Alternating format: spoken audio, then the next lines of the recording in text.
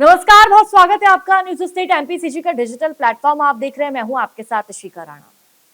मध्य प्रदेश अजब है, मध्य प्रदेश गजब है। ऐसा हम इसलिए कह रहे हैं क्योंकि यहाँ से बहुत ही ज्यादा चौंकाने वाला एक मामला सामने आया। अक्सर मध्य प्रदेश को शांति का टापू कहा जाता है, लेकिन मध्य प्रदेश से जो मामला सामने आया, इसने सबको हैरान कर दिया। दरअसल 23 साल से एक ऐसे स्कूल का संचालन हो रहा था जो ऑन डॉक्यूमेंट्स सरकारी था, और उस स्कूल को प्रशासन से, राज्य सरकार से तमाम जो सरकारी स्कूल को सुविधा उपलब्ध होती है, जो तमाम चीजें उनको उपलब्ध होती है, वो उस स्कूल को मिल रही थी। लेकिन बाद में खुलासा हुआ, 23 साल बाद इसका खुलासा हुआ कि वो स्कूल सरकारी नहीं था। जो वहां टीचर्स को सैलरी मिल रही थी, वो भी सरकारी पैमाने वाले जब शिक्षकों को सैलरी दी जाती है, वही उनको प्राइवेट स्कूल वाले शिक्षकों को सैलरी दी जा रही थी। यानी कि उन टीचर्स को ऑन रिकॉर्ड सरकारी बताया गया था। देखिए, हाल फिलहाल में जिस तरह सबने देखा था, पिछले महीने तक ही तमाम जो युवा थे, तमाम जो लोग थे, वो भर्ती पाने के लिए, यानी कि जो शिक्षक भर्ती है उसको पाने के लिए जद्दोजहद कर रहे थे, सड़कों पर उतर रहे थे, प्रदर्शन कर रहे थे कि हमें नियुक्ति मिले, शिक्षक के पद पर हमें नियुक्ति मिले और हम अपने कामकाज पर वापस लौट आए। लेकिन एक तरफ जो ये मामला सामने आया, इसने सबको हैरान कर दिया। देखिए, मध्य प्रदेश में 23 साल से मिली भगत करके उस स्कूल को सरकारी बताकर शिक्षकों के नाम पर सैलरी सरकारी खजाने से दिलवाई जा रही थी। यानी कि जो स्कूल था वो प्राइवेट था, जो टीचर थे वो प्राइवेट थे। तमाम जो चीजें हैं, जो शिक्षा बच्चों को दी जा रही थी, सब कुछ वहां पर प्राइवेट हो रहा था, लेकिन दस्तावेजों पर ऑन डॉक्यूमेंट्स उसको सरकारी ठहराया गया था, जो असल में सरकारी देखिए स्कूल कभी था ही नहीं। अब खुलासा हो चुका है, और खुलासा होने पर 15 करोड़ की रिकवरी का आदेश प्रशासन की तरफ से जारी हुआ है। 23 साल तक इस स्कूल पर, यानी कि जो इसके शिक्षक हैं, इस स्कूल को लेकर 15 करोड़ के आसपास जो बजट है वो खर्च हुआ है। अब अभी ये आदेश दे दिया गया है कि 15 करोड़ की रिकवरी अब की जाएगी। तो स्कूल का नाम है शास्त्री हायर सेकेंडरी स्कूल, और देखिए मध्य प्रदेश के निवाड़ी जिले का स्कूल ये है, और बीते 23 साल से स्कूल शिक्षा विभाग से सैलरी लेता आ रहा है।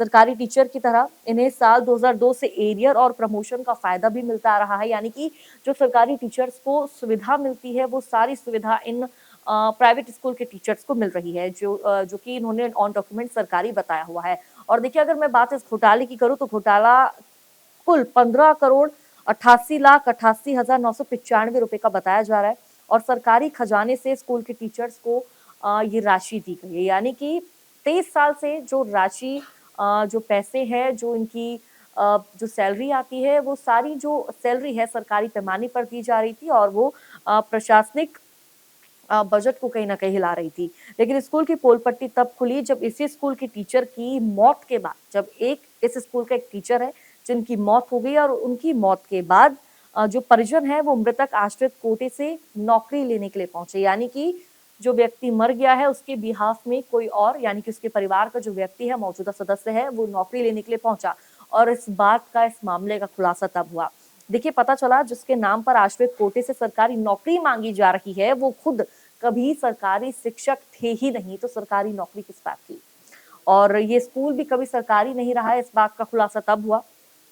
तो लोक शिक्षण सागर संभाग के तत्कालीन जो प्रभारी हैं, यानी कि संयुक्त संचालक मृत्युंजय कुमार, उन्होंने जानकारी दी है कि निवाड़ी टीकमगढ़ में करीब 20 साल से ज्यादा, यानी कि लगभग इसको 23 साल का वक्त हो चुका है। ये स्कूल 23 साल के आसपास का वक्त हो चुका है, स्कूल 23 साल से चलता आ रहा है, और 15 करोड़ 88 लाख के शिक्षक घोटाले की जो जांच है वो अब तेज कर दी गई है। यानी कि 23 साल के अंदर जो 15 करोड़ रुपए आवंटित किए गए हैं, जो टीचर्स को सैलरी दी गई है सरकारी पैमाने पर, उन सब की अब जांच पड़ताल की जा रही है। और देखिए, जो रिपोर्ट है, लोकायुक्त को इस पूरे मामले की रिपोर्ट तक सौंप दी गई है। अब ये मामला देखिए पहले से पेंडिंग पड़ा हुआ था, काफी लंबा वक्त हो गया था जब ये मामला लंबित चल रहा था। 4 जुलाई 2025 को प्रभार लेने के बाद जो यहाँ के नए लोकायुक्त बने, जो आयुक्त बने, उन्होंने निर्देश दिया, और उसके बाद इस पूरे मामले में एक्शन लिया गया है, जांच बिठाई गई है। दोनों जिलों के डीओ से 3 दिन में इस पूरे मामले को लेकर रिपोर्ट भी मांगी गई है कि क्या ये मामला है, 23 साल से ऐसा इस तरह का घोटाला कैसे हो सकता है, क्या किसी भी अधिकारी का, किसी भी प्रशासनिक व्यक्ति का ध्यान इस घोटाले पर नहीं गया। तमाम तरह के सवाल खड़े हो रहे हैं। और देखिए, 11 नवंबर को लोकायुक्त के विधि सलाहकार के सामने इस बात को लेकर पेशी हुई थी। वहां पूछा गया कि इतनी बड़ी राशि के गबन में अब तक कोई एक्शन क्यों नहीं लिया गया, कोई कार्रवाई क्यों अमल में नहीं लाई गई।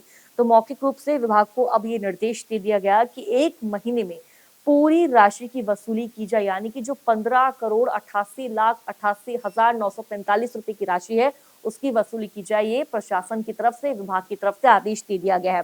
अन्यथा दोषी अधिकारी कर्मचारियों के खिलाफ कठोर एक्शन लिया जाएगा। अगर 15 करोड़ रुपए की राशि नहीं 1 महीने के अंदर वसूली गई, तो अधिकारियों के खिलाफ ही एक्शन लिया जा सकता है और कानूनी कार्रवाई भी हो सकती है। ये प्रशासन की तरफ से कहा गया है। और देखिए, इसमें 3 जिला शिक्षा अधिकारी शामिल हैं, 3 से 4 बीईओ शामिल हैं और कुछ संकुल प्राचार्य हैं, प्राइवेट स्कूलों के शिक्षक हैं जो कि इसमें शामिल बताए जा रहे हैं।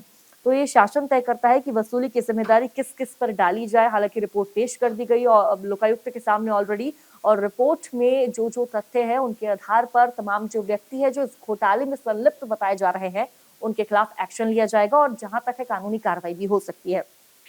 देखिए, इस पूरे मामले में अब मध्य प्रदेश सरकार का, यानी कि मोहन सरकार का जो बयान है वो भी सामने आ चुका है। इसे लेकर जो मंत्री हैं विश्वास सारंग, उन्होंने बयान दिया है कि ये मामला हमारे स्कूल शिक्षा के अधिकारी ने ही पकड़ा है, क्योंकि मुख्यमंत्री जी का पूरा आदेश है कि इस तरह का अगर कोई भी प्रकरण सामने आता है, कोई भी मामला सामने आता है, तो उसके खिलाफ कानूनी कार्रवाई की जाएगी, सख्त से सख्त एक्शन लिया जाएगा। लेकिन देखिए, सवाल ये खड़ा हो रहा है, काफी लंबे वक्त से मध्य प्रदेश में भारतीय जनता पार्टी की सरकार है। हालांकि हाल फिलहाल में कुछ साल पहले कमलनाथ की, यानी कि कांग्रेस की सरकार थी, लेकिन काफी लंबे वक्त से, यानी कि लगभग 23 साल का जो वक्त है उसमें अब बीजेपी की सरकार है। फिलहाल अगर बात करें मौजूदा मुख्यमंत्री की, भारतीय जनता पार्टी के हैं मुख्यमंत्री डॉक्टर मोहन यादव। इतने साल तक एक घोटाला कैसे चलता रहा? अगर एक घोटाला चला तो क्या किसी भी व्यक्ति की नजर इस पर नहीं पड़ी? सवाल ये खड़ा हो रहा है कि भारतीय जनता पार्टी की सरकार इतने साल तक रहने के बावजूद भी भारतीय जनता पार्टी ने इस पूरे मामले में खुलासा क्यों नहीं किया। हालांकि अब ये मामला लोकायुक्त के पास जा चुका है, पूरी रिपोर्ट पेश हो चुकी है। अब देखना होगा किस किस व्यक्ति पर, किस किस अधिकारी पर जो इस पूरे करोड़ों रुपए के घोटाले में संलिप्त है, सरकारी स्कूल का जिन्होंने ऑन डॉक्यूमेंट नाम चढ़ाया है, इस पूरे मामले में संलिप्त है, किन किन पर कार्रवाई होगी और किन किन पर गाज गिरेगी।